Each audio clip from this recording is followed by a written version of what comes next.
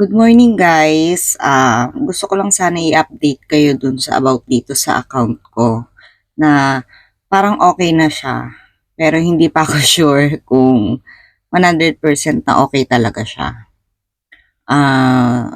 At dun nga pala po sa nag-chat sa akin dito sa account na to. Nababasa ko po yung chat ninyo.